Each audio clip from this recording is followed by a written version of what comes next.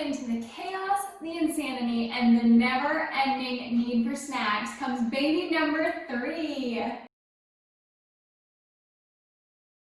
So I am super excited to announce that I am pregnant with the 3rd little bear here. So it was honestly awesome to find out, and I've been dying to share it with everyone. But obviously I wanted to wait until we had scans and all of that jazz. So my game plan is to take you along the journey with me. I want to share all of the ups, downs, crazy cravings, and lack of fitting clothes with you. So stay tuned for it.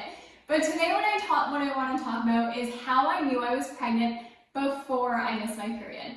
Now this has actually happened with all 3 of my pregnancies, and it drove me bananas. The amount of pregnancy tests I've taken is honestly alarming. This pregnancy wasn't too bad. I think there was only, I'm not even gonna say the number, but previous pregnancies there was far over 10 because I just knew I was pregnant. They kept coming back negative, which obviously is just testing too soon. But if you are trying and you're looking for those little things, there are noticeable aspects that kind of give you a hint that you may be pregnant. So for me, the first one with this pregnancy was actually extreme fatigue. I am normally very high energy, I run optimally, I know my body, and for 3 nights in a row, about a week before I missed my period, I was going to bed at 8:30 p.m. and I wanted to nap in the middle of the day, which is just not like me. I run around all day and thrive from it. So that was a really big giveaway.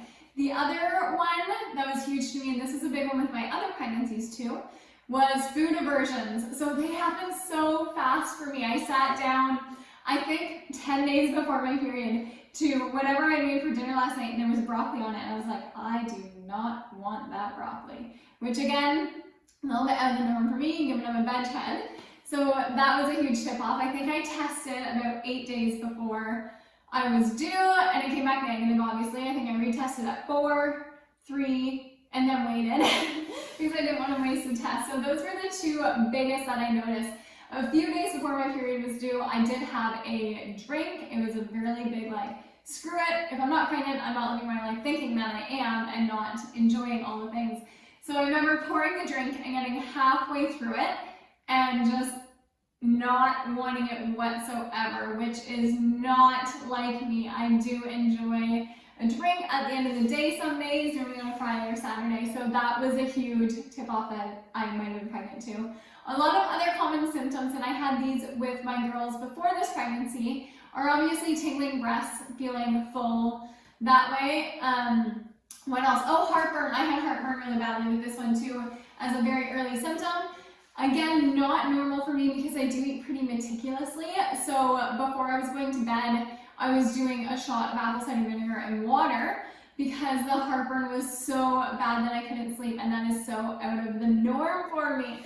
So all of those things added up to a little bit of eye twitchiness because I just knew I was pregnant. The test kept coming back negative until I took one the day I was due, and it was the ever slight, most faint line you've ever seen, but the line was there and the journey continues. So I hope you'll tag along with me.